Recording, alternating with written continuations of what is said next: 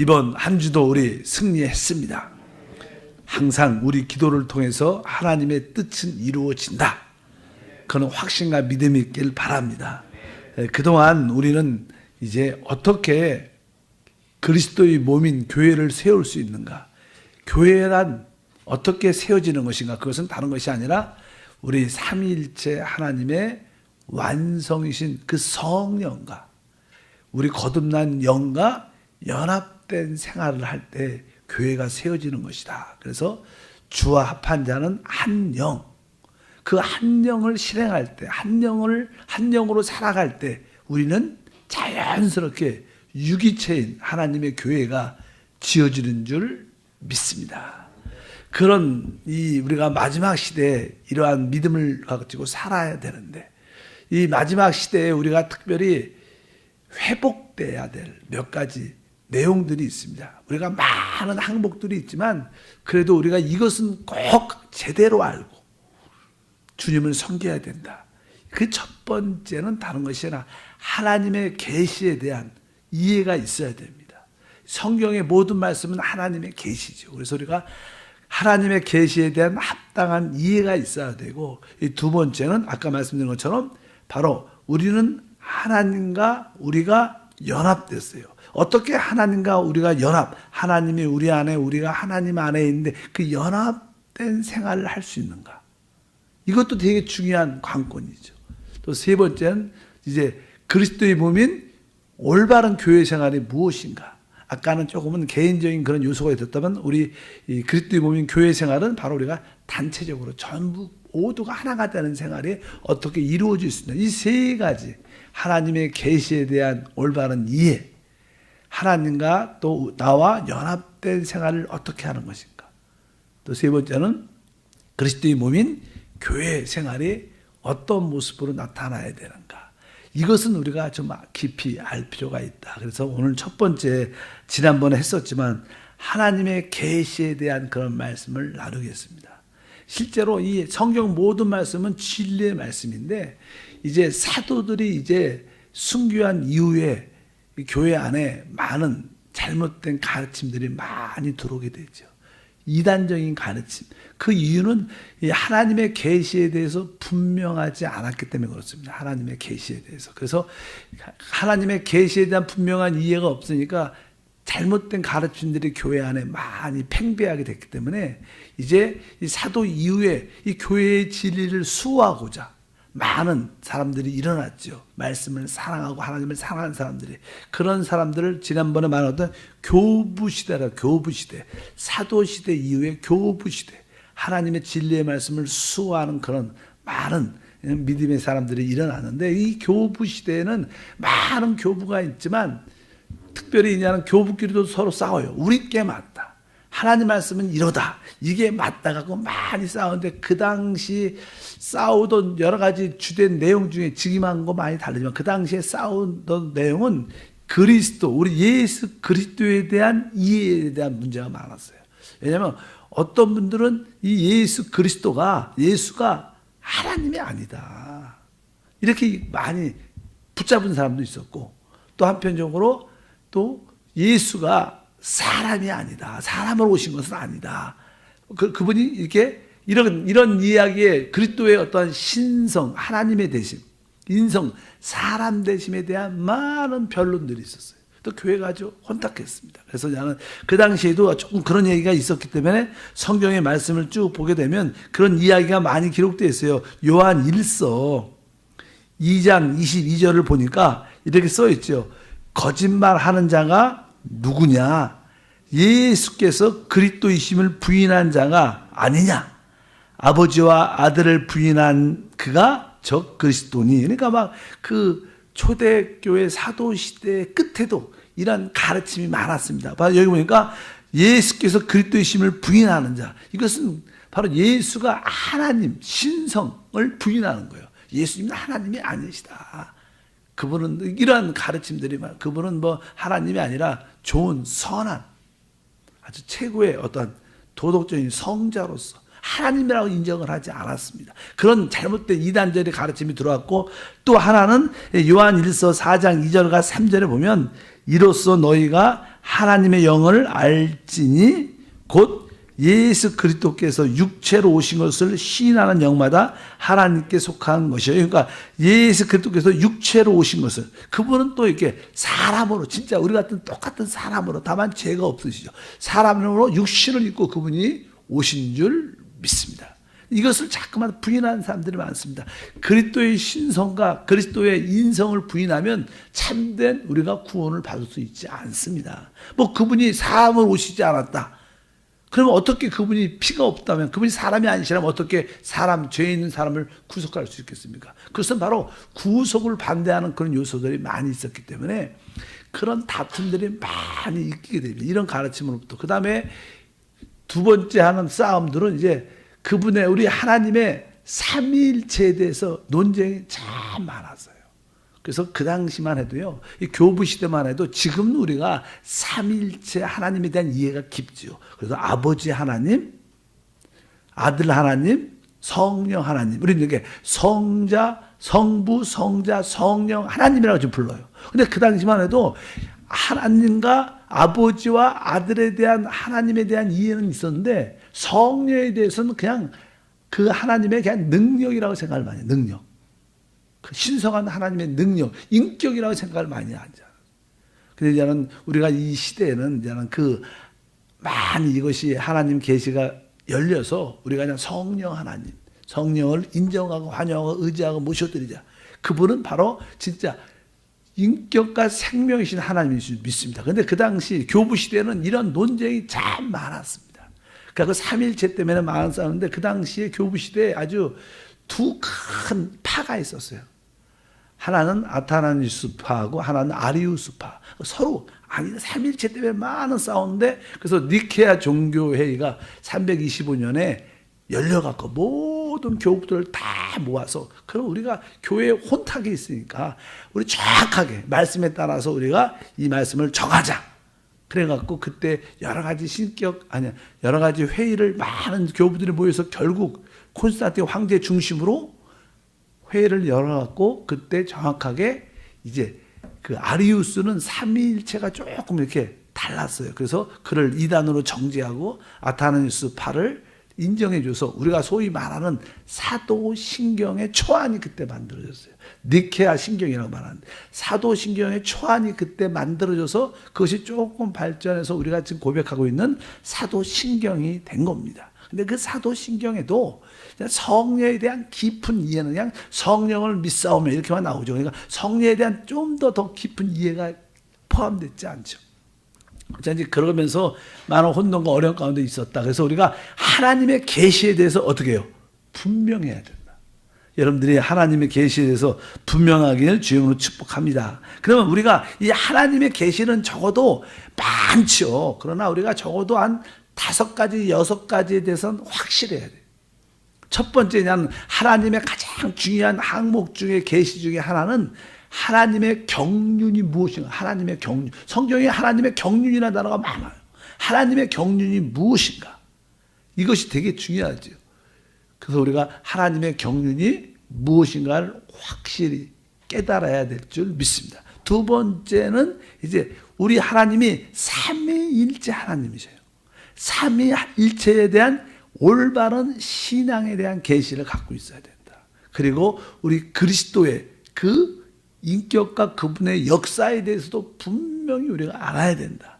그리고 세 번째는 바로 삼위일체 하나님의 완성이신 그 성령에 대한 올바른 이해.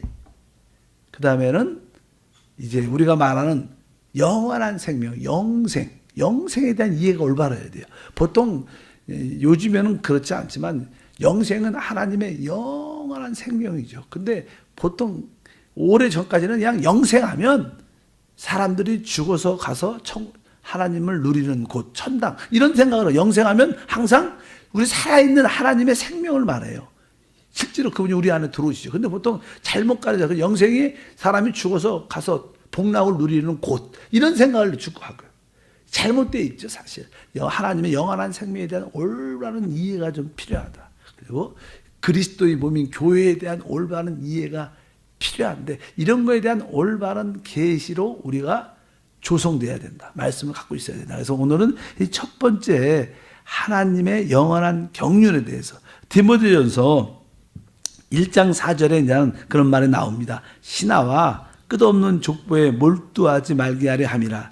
이런 것은 믿음 안에 있는 하나님의 경륜을 이름보다 도리어 변론을 내는 것이라. 그러니까 우리는 하나님의 경륜을 이루는 삶을 살아야 돼. 하나님의 경륜을. 자꾸만 다른 어떠한 지식과 교류 갖고 논쟁하고 따지고 이런 거로 의미가 없다는 거예요. 그래서 우리는 하나님의 경륜을 이룬, 하나님의 경륜이 무엇인가? 경륜이라는 단어가 또 나오는데 에베소서 3장 9절에 보니까 영원부터 만물을 창조하신 하나님 속에 감춰졌던 비밀의 경륜이 어떠한 것을 드러내게 하느니라. 여기가 그냥 하나님 속에 감춰졌던 그 비밀의 경륜이 무엇인가? 하나님의 경륜은 무엇인가 를 우리가 분명히 알아야 될 줄 믿습니다. 하나님은 계획과 뜻이 있고 하나님의 계획과 뜻과 목적을 이루기 위해서 그분의 방법, 그분의 행정을 갖고 계세요.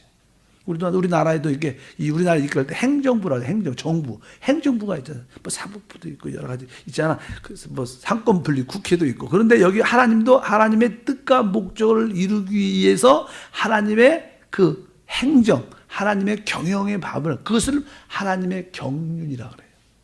어떻게 하나님의 뜻과 목적을 이루는 방법이 무엇인가? 하나님의 뜻은요, 우리를 하나님의 형상과 모양대로 만들어서 하나님을 나타내고 또 하나님의 주권을 가지고 모든 것을 다스리게 하는 것이 하나님의 뜻과 목적인 줄 믿습니다. 왜? 사람은 그렇게 만들었다고 성경에 기록되어 있어요. 하나님의 형상을 따 그러하여금 온 땅과 땅에 기는 모든 것을 다스리게 하자. 그럼 어떻게 하나님의 계획과 목적과 뜻이 이것인데 어떻게 이 일을 이루냐는 거예요. 그 일을 이루는 길이 뭐냐면 바로 그 일을 이루는 것은 하나님이 바로 사람 안에 들어오셔서 우리 안에서 우리의 생명과 능력이 될 때 우리가 하나님을 나타내고 표현도 하고 그분이 우리 안에서 그분의 주권으로 역사할 때 우리가 사단과 모든 것을 다스리는 삶을 살 수 있습니다. 그러니까 하나님의 경륜은 하나님의 자신을 바로 우리 안에 어떻게 주시는 거예요. 우리 안에 나누어 주시는 거예요. 그래서 바로 그리스도가 바로 우리 안에 오시게 된 영접되는 겁니다. 그러니까 이것이 뭐야? 하나님의 방법이죠. 그냥 종교적으로 너는 나를 경배하라. 나를 두려워하라. 이런 그런 차원이 아니라 참된 신앙은 하나님의 경륜, 하나님은 하나님의 자신. 하나님 자신이 뭐예요? 영이시고 생명이시니까 그 하나님 자신이 영과 생명을 어떻게 우리한테 주시는 거예요. 우리 안에 오시는 거예요. 그래서 우리 안에서 그 뜻을 이루시는데 그분이 어떻게 오실 수 있는가? 그래서 그분은 뭐예요? 하나님 아버지의 보좌에 있다가 아들 하나님을 이 땅에 오셔갖고 죽으시고 부활하셔 이제 성령으로 우리 안에 오실 수 있는 길이 열린 겁니다. 이러한 길을 하나님의 경륜, 하나님의 경영, 하나님이 이루시는 길인 걸 알아야 돼요. 모든 것은 하나님을 우리가 마음껏 받아들이고 그분을 우리의 생명과 능력으로 취하는데 하나님의 뜻이 목적이 이루어지는구나. 이런 데 관심이 있어야지 다른 데 관심이 있어서 안 된다. 우리는 하나님의 경륜을 이루는 자가 돼야 돼. 그러기 위해서 우리 하나님 자신, 그분 자신을 우리 안에 믿고 영접해서 그분을 나의 생명과 인격과 능력으로 취해서 살면 바로 하나님의 뜻과 목적이 이루어지는 줄 믿습니다. 이것이 하나님의 경륜인데 자꾸만 여기 보면 아까 뭐 신화, 족보, 이상한 교리 그런 거 갖고 막 맞다 틀리다 이런 걸 늘 따지니까 참된 것을 알지 못하니까. 그래서 우리가 하나님의 경륜에 대한 올바른 이해가 있어야 될 줄 믿습니다. 그래서 우리는 그분이 우리 안에 영접될 때 우리는 거듭나죠. 거듭난 다음에 어떻게 돼요? 우리가 늘 말하지만 그분이 우리 안에서 거룩하게 분별시키고 그 다음에 새롭게 하고 변화시키고 그 아들의 형상을 본받게 하고 결국 하나님의 아들과 영광스럽게 만드는 일을 그분이 우리 안에서 하시는 일을 하나님의 경륜이라고 말합니다. 그래서 우리가 하나님의 경륜을 확실히 알아야 된다. 종교적인 모습에서 떠나서 하나님 자신을 우리 안에 나누어 주셔서 우리 안에 공급해 주셔서 하나님의 뜻을 이루는 것이 하나님의 뜻과 목적을 이루는 길이구나. 그러니까 하나님의 방법을, 하나님의 경영의 방법을, 행정적인 방법을 우리가 이해해야 될 줄 믿습니다. 그럴 때 우리는 끊임없이 그분을 우리 안에 계속 받아들이면서 우리의 삶을 살게 될 줄 믿습니다. 결국 그것이 새 예루살렘으로 완성되는 그런 역사가 있다. 이것이 첫 번째, 하나님의 경륜에 대한 계시, 깨달음이 있어요. 하나님의 경륜을 알게 하옵소서. 하나님의 뜻과 목적을 이루는 방법, 그 방법은 하나님 자신을 우리한테 부어주는 겁니다. 하나님 자신이 성령이니까 성령을 그분은 계속 우리한테 부어주시고, 우리는 계속 성령을 우리 안으로 계속 받아들이면 그분 우리 안에서 그 성령이 계속 역사해서 우리를 변화시키고 하나님의 아들로 되는 일을 하시는 줄 믿습니다. 두 번째는 이제 우리 아까 말씀드린 것처럼 삼위일체에 대한 올바른 이해가 있어요. 삼위일체. 뭐 지금은 우리 성도들도 다 아니까 별로 이렇게 중요하게 생각하지 않지만 그 사도 시대 마지막 사도 끝 무렵 또 교부 시대에는 이 삼위일체 때문에 논쟁이 그렇게 많았습니다. 성경에 보면 삼위일체 그런 단어는 없어요. 그렇죠. 삼위일체 그렇게 명백한 단어 없는 우리 하나님이 항상 말씀하실 때 아버지의 아들과 성령 이름은 세례. 그래서 예를 들어서 마태복음에도 28장 19절에 잘 알죠. 그러므로 너희는 가서 모든 민족을 제자로 삼아 아버지와 아들과 성령 이름으로 침례를 베풀고, 여기 보니까 아버지 아들과 성령 이렇게 나와요. 그 다음에 나는 우리 축도할 때 고린도전서 13장 13절을 많이 쓰는데 주 예수 그리스도의 은혜와 하나님의 사랑 또 성령의 교통하심, 여기 보니까 나는 주 예수 그리스도가 나오죠. 또 하나님도 나오고 성령도 나와요. 이것도 우리 하나님이 아버지와 아들과 영이심을 우리에게 계시해 주는 거예요. 성경은 항상 하나님 나타나실 때 이 삼위일체에 대한 모습으로 늘 나타나십니다. 그래서 여기 뒤에 보니까 계시록 같은 경우에도 계시록 1장 4절과 5절에 보도 요한은 아시아에 있는 7교회에 편지하노니 이제도 계시고 전에도 계셨고 장차 오시리, 하나님을 말하는 거예요. 이제도 계시고 전에도 계셨고 장차 오시리가 하나님이죠. 또 그의 보좌 앞에 있는 7영 성령, 강화된 성령이 나오고, 그 다음에 5절에 또 충성된 증인으로 죽은 자 가운데 먼저 나시고 땅의 임금들의 머리가 되신 예수 그리스도. 여기 항상 하나님 말씀할 때 아버지와 아들과 성령이 같이 나오는 거예요. 그럼 삼위일체가 무엇인가? 그분이 하나인데 셋이다. 이게 셋인데 하나다, 이런 뜻이에요. 그래서 삼위일체, 삼이 하나다. 하나가 삼이다. 뭐 우리 인간의 이해로는 이해가 안 가는 거예요. 근데 우리 하나님은 이해를 못해도 그분은 뭐예요? 삼위일체 하나님이세요. 그래서 삼위일체 하나님이 한 분이시냐 셋이냐 이런 걸 따지다 보면 혼돈돼 갖고 이단이 돼요. 그런 건 따지는 게 아닙니다. 그 삼위일체를 논쟁하면 다 이단이 돼요. 왜? 어려운 거고 우리 이해가 안 가는 거예요. 그래서 이 삼위일체는 사실 어떤 의미가 있냐면요, 아까 하나님의 경륜, 하나님의 목적을 이루는 길이 뭐예요? 하나님은 우리 안에 오셔야 돼요.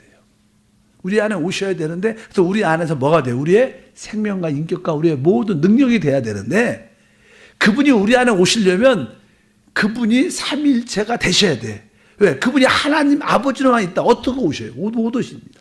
그분이 이 땅에 육신이 있고 아들 하나님으로 오셨어요. 아들 하나님으로 오셨지만 제자들과 함께 있어도 그 안에 못 들어오셨어요. 근데 그분이 어떻게? 죽고 부활하심으로 성령이 되사 성령으로 우리 안에 올 수 있는 길이 열린 거예요.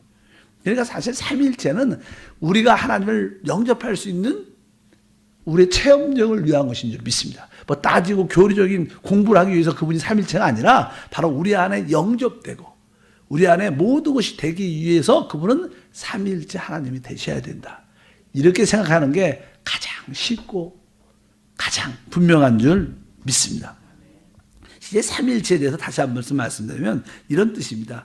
이 하나님은 한 분이시지만, 이 셋이 한 분이시지만 셋이신 아버지 아들 영이신 분이 동시에 존재하셔요. 그러니까 예수님이 이 땅에 오셨을 때 예수님만 달랑 오신 게 아니라는 거예요.